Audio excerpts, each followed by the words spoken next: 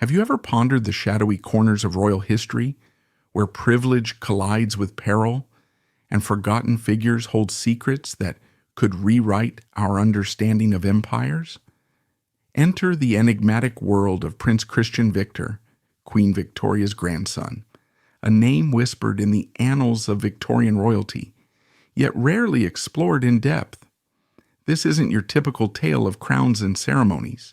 It's a gripping saga of a prince who danced between the elegance of English society and the raw edges of global conflict, leaving behind a trail of mysteries that still intrigue historians today.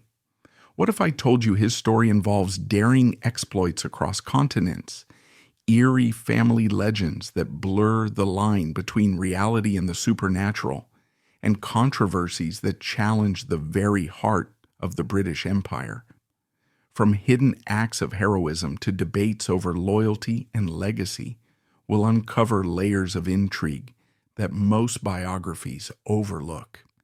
If you're hooked on historical biographies, royal family secrets, or untold stories of Victorian-era heroes, this video is your gateway to discovery. Stick around, subscribe for more captivating dives into history, and prepare to be amazed by what we've unearthed. The revelations might just change how you view the monarchy forever. On a crisp spring day in 1867, Windsor Castle stood as a symbol of enduring British monarchy, its towers rising against the Berkshire skyline.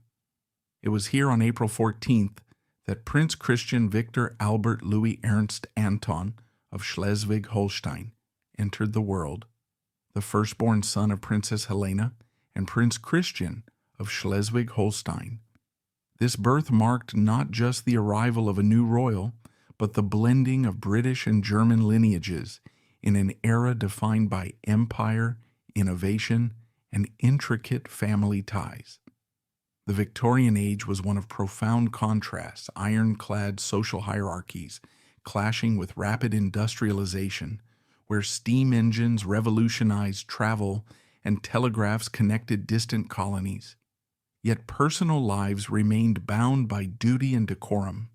Queen Victoria, the unyielding matriarch of this sprawling empire, had already lost her beloved husband, Prince Albert, 6 years earlier, casting a long shadow of mourning over her family. Helena, Victoria's third daughter, embodied quiet resilience. She was a devoted mother and nurse, often eclipsed by her more outgoing sisters, like the artistic Princess Louise or the ambitious Crown Princess Vicky.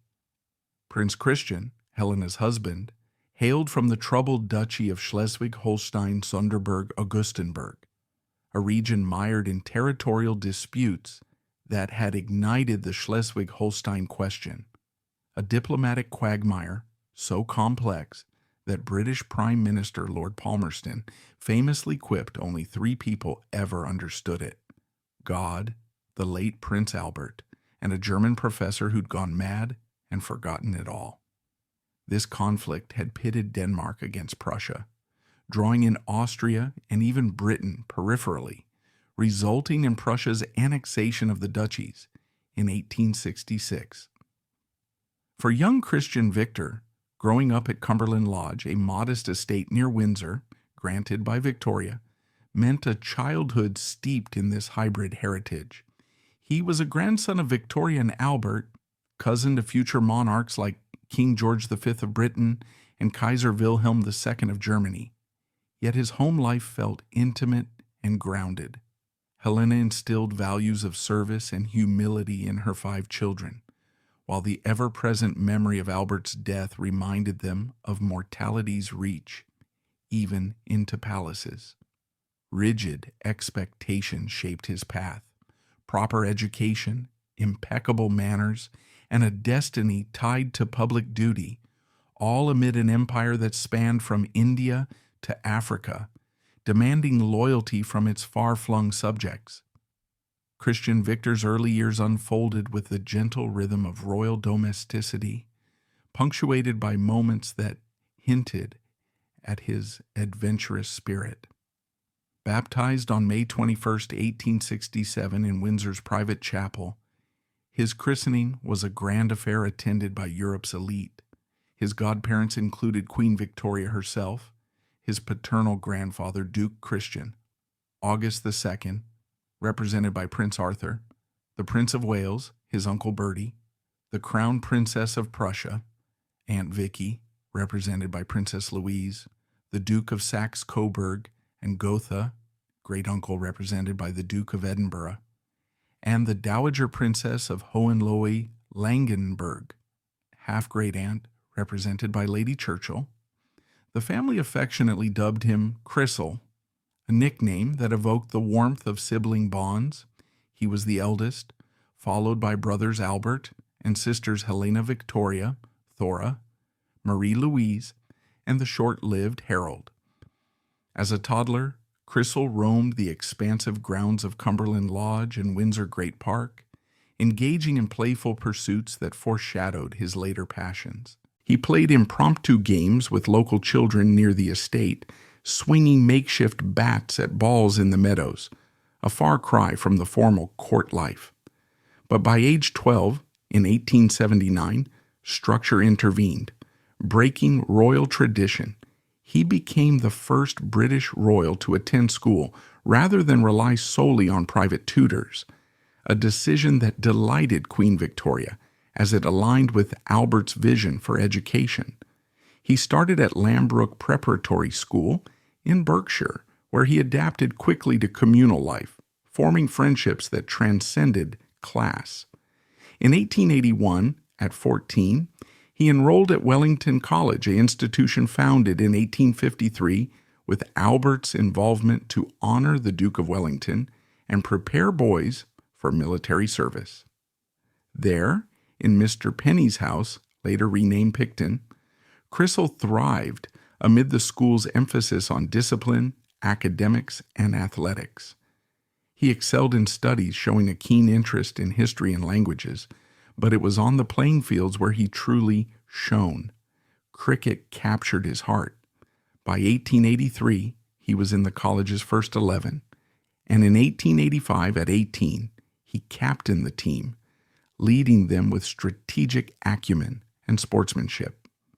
Teammates recalled his steady batting and accurate bowling, but more so his humility. He treated victories and defeats with equal grace, often sharing laughs over post-match teas. After Wellington, in 1886, he matriculated at Magdalen College, Oxford, where he continued captaining the cricket side, immersing himself in university life while balancing royal obligations. A little-known fact from his Oxford days, he founded his own cricket team, simply called Prince Christian Victor's Moindwen, which played friendly matches against local clubs, fostering camaraderie and giving him a taste of leadership beyond the palace walls. His crowning achievement came in 1887, when he made a first-class appearance for the prestigious I. Zingari Club against the Gentlemen of England at Lord's Cricket Ground, the hallowed turf of the sport. Dressed in crisp whites under the summer sun, Crissle scored a respectable 35 runs in the first innings before being caught out, and a duck, 0, in the second. What lingered with contemporaries wasn't his score, but his unpretentious demeanor. He bantered with opponents like any amateur enthusiast, laughing off errors and toasting successes with genuine warmth. This made him unique, the only British royal to ever play at such a level, a testament to his desire for normalcy amid privilege. From Oxford, he transitioned to the Royal Military College at Sandhurst in 1887, where he again captained the cricket team while honing skills for a soldier's life, graduating in 1888 with honors that reflected his discipline and intellect. Cricket, however, was merely a prelude to the military calling that defined Crissle's adult years. Commissioned as a subaltern into the King's Royal Rifle Corps, 4th Battalion, in October 1888 at age 21, he eschewed ceremonial postings for active service. Driven by a family tradition of duty, His grandfather Albert had championed military reform, and uncles like the Duke of Connaught had seen action. Posted initially to India, a jewel in the British crown rife with frontier tensions, Chrysler's first real test came in 1891 with the Hazara expedition on the northwest frontier. This campaign targeted rebellious Pashtun tribes in the rugged Black Mountains, where British forces navigated treacherous terrain under constant threat of ambushes. Chrysler, as a young lieutenant, led patrols through snow-capped passes and endured freezing nights in makeshift camps, his letters home describing the sharp crack of rifles echoing off the cliffs and the test of metal in every skirmish. He earned praise for his coolness under fire during a fierce engagement at Mastuj, where he helped repel an attack, saving supplies vital to the column. That same year, he joined the Moranzai expedition, another push against tribal insurgents in the Samana Range, marching through arid valleys and participating in punitive raids that subdued the Orakzai tribes. A hidden detail from archived dispatches. During a night march, Chrysler's quick thinking averted disaster when he spotted an ambush, redirecting his platoon and minimizing casualties, an act that went unheralded but earned him quiet respect from comrades.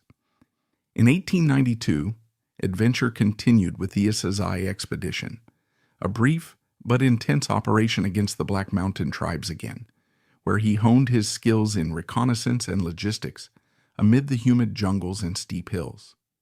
These Indian campaigns awarded him the India General Service Medal, with clasps for Hazara 1891 and Samana 1891, symbols of his emerging valor. By 1895, Chrysler's wanderlust led him to West Africa for the Ashanti expedition, a grueling march into the Gold Coast, modern Ghana, to depose the defiant Ashanti king Prempeh Thurfi, who resisted British protectorate status. Trekking through dense rainforests thick with humidity and swarms of insects, the expedition faced not just enemy warriors, but the constant specter of tropical diseases.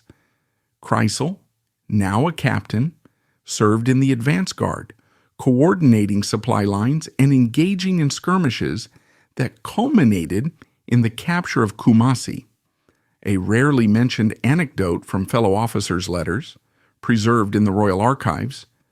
During a bout of fever that struck the camp, Chrysler personally nursed a stricken subaltern through delirious nights, administering quinine and keeping vigil by lamplight, an act of compassion that contrasted his stoic exterior and revealed a deeply humane side. For his efforts, he received the Ashanti Star and promotion to brevet major, proving his grit in environments far removed from Windsor's comforts.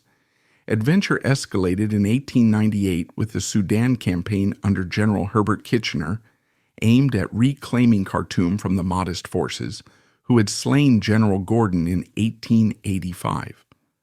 Chrysler volunteered eagerly, joining the Anglo-Egyptian army as it advanced along the Nile. At the pivotal Battle of Omdurman, on September 2nd, he charged across the sun-baked desert plains amid a hail of bullets and spears, his regiment helping shatter the dervish lines in a decisive victory that avenged past defeats. He was mentioned in dispatches for bravery, particularly during a chaotic river crossing where his boat capsized in turbulent waters. Undeterred, he swam to aid 2 drowning soldiers, hauling them to safety before downplaying the heroism as just doing what's needed. Friends later recounted his humility in mess tents, where he'd share stories without boast, forging bonds that lasted lifetimes. This earned him the Queen Sudan Medal and the Khedive Sudan Medal, adding to his growing chest of honors. The climax of Chrysler's military odyssey and its tragic denouement unfolded with the Second Boer War, erupting in 1899 between Britain and the Boer republics over gold, independence, and imperial control. At 32, now a full major, He volunteered without hesitation, sailing to South Africa as a staff officer. He first served under General Sir Redvers Buller in the relief of Ladysmith, a besieged town where British forces endured months of shelling and starvation. Chrysal coordinated assaults through thorny veldt and rocky kopjes, facing Boer commandos' guerrilla tactics in battles like Colenso and Spy-en-Kop, where heavy losses tested resolve. Transferred to Lord Roberts's command in Pretoria, he helped orchestrate the capital's occupation, managing logistics amid ongoing skirmishes. A poignant irony marked his final days. On October 9, 1900, he played a casual cricket match with fellow officers on the dusty fields near Pretoria, scoring runs with the same joy as his youth, his last taste of normalcy. But war's invisible foe struck. He contracted malaria, which ravaged his body and escalated to enteric fever, typhoid, common in the unsanitary camps. Lingering in a hospital bed for days, far from family, he received Holy Communion in the presence of Lord Roberts and Prince Francis of Teck.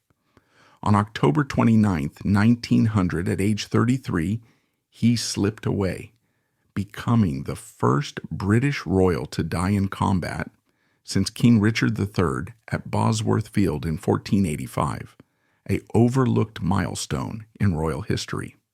His burial on November 1st in Pretoria's Church Street Cemetery was a solemn military affair. An imposing procession of troops lined the 2-mile route, with pallbearers including Generals Kelly Kenny, Brabazon, Wood, Marshall, Maxwell, and Baden-Powell. Chief mourners like Lord Roberts, Lord Kitchener, and Colonel Campbell paid respects as crowds of townsfolk gathered. Initially, plans to repatriate his body were underway, but Queen Victoria's telegram insisted on a soldier's grave where he fell, marked by a granite cross and iron railing, a decision blending grief with pride. Delving deeper into Chrysal's personal world reveals a man of profound emotional depth, far beyond the soldier's facade. His family idolized him. As the eldest, he was a protective figure to siblings, earning the nickname Kiki from sisters Thora and Marie-Louise, who adored his playful side. Princess Marie-Louise's memoir, My Memories of Six Reigns, recounts a spine-chilling yet comforting anecdote rarely discussed outside family circles. 18 months after his death, in early 1902, as Marie-Louise navigated her own heartbreak from a failed marriage, she was sorting books in her sitting room at Kensington Palace when Chrysal appeared unannounced. Dressed in Boer War khaki, sans metal ribbons, as officers had been ordered to remove them to evade snipers, he sat by the fire with his favorite dachshund on his knee, greeting her warmly. "I just came to see that you were all right and happy," he said, engaging in brief conversation before urging her not to follow him downstairs, assuring her of his peace. Stunned, she later confided in Thora, who, sitting in the same chair, whispered, "I know he has been here. I can feel it." Whether a spectral visitation or grief-induced vision, it underscored the unbreakable sibling ties and the enduring pain of loss, humanizing the royal veil. Queen Victoria's private journals lay bare the family's raw anguish. Upon learning of his illness, she wrote on October 28th, "This I own took away all hope from me." The fatal news arrived the next day. "I went upstairs, Thora came in, and a faltering voice said, 'He is gone.' I could not believe it. It seemed too dreadful and heartbreaking. And this dear, excellent, gallant boy, beloved by all, such a good as well as brave and capable officer, gone." She lamented his survival through India, Ashanti, Sudan, endless hardships and dangers without being ill or getting a scratch, only to succumb to fever on the eve of his return home. "Oh, it is really too piteous," she added, drawing parallels to her son-in-law Prince Henry of Battenberg's death in Africa. For Helena, nicknamed Poor Dear Lenchen by Victoria, The blow was devastating. She so worshipped this son, and the queen wept, imagining her daughter's shattered world. Chrysal's own correspondence painted a reflective soul. In a letter from Sudan, he described a Nile sunset. The colors bleed into the water like a painter's dream, making one feel small in this vast world, yet grateful for every moment of beauty and breath. Another hidden gem from private letters. During his Oxford days, he confided to a friend about a dear companion whose company brought joy, hinting at a possible unrequited romance that may have contributed to his lifelong bachelorhood, speculation fueled by his nomadic military life, but shrouded in respectful discretion. These elements portray Chrysal not as a remote prince, but a son, brother, an introspective dreamer grappling with duty's weight and life's impermanence. Chrysal's story, however, carried subtle controversies that added layers of complexity. His Schleswig-Holstein heritage stirred whispers in an era of Anglo-German friction. Prussia's 1864-66 seizure of the duchies had displaced his father's family, leaving them with hollow titles and potential divided loyalties. Critics murmured, could a prince with German blood fully embrace Britain's imperial zeal? Chrysal quelled doubts through unwavering service, but the Schleswig-Holstein question lingered, a labyrinthine debate over succession that entangled Europe, baffling even experts. For him, it meant balancing kinships. Cousin Wilhelm II was family, yet Chrysal fought unhesitatingly for queen and country. His unmarried status sparked further speculation. Biographers ponder if military demands precluded romance, or if that dear companion from Oxford represented a deeper, unspoken attachment, veiled by Victorian propriety. Archived chats with contemporaries suggest he once mused to a fellow officer about the heart's quiet longings amid the march, but details remain elusive. His burial also ignited mild debate. Some advocated a grand Windsor interment, but war's logistics and Victoria's directive prevailed, emphasizing his soldier identity over royal pomp. These nuances invite reflection. Was Chrysal Empire's exemplar or a victim of its entangled alliances? The ripples of Chrysal's life and death extend far beyond 1900, shaping emotional, cultural, and political landscapes. His passing struck the royal family like a thunderbolt, accelerating Queen Victoria's frailty. She died January 22, 1901, just 3 months later, her journals framing his loss as an irreparable wound amid her declining health. Culturally, it humanized the Boer War's horrors, over 22,000 British deaths, mostly from disease, spotlighting the empire's human cost in newspapers and memorials. Politically, as a bridge between British and German royals, his devotion foreshadowed World War I's tragic family schisms, where cousins like George V and Wilhelm II clashed. Today, his accolades endure.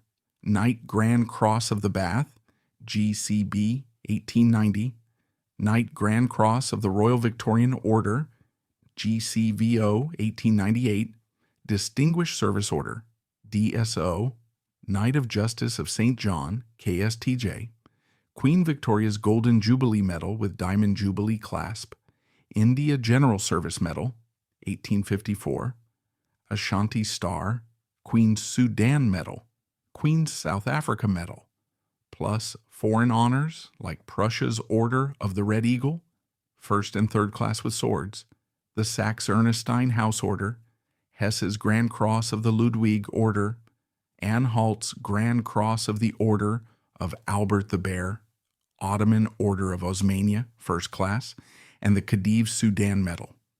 In South Africa, his grave attracts historians, a subtle reminder of colonial ties. Yet the deeper significance lies in life's paradoxes. Privilege masking private sorrows, ambition cut short by mundane ills.